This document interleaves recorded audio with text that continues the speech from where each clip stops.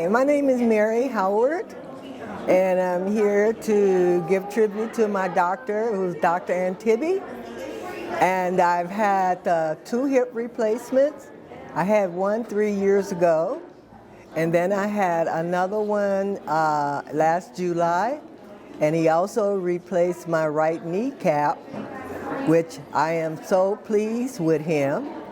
And I don't know anything else to say about. He's a godsend, and I was sent from Dr. Krishna to go to him. And then one day, my first surgery 3 years ago, I was in the hospital for a couple of days because I have high blood pressure. My second one was in last February, and there was a one day in and out.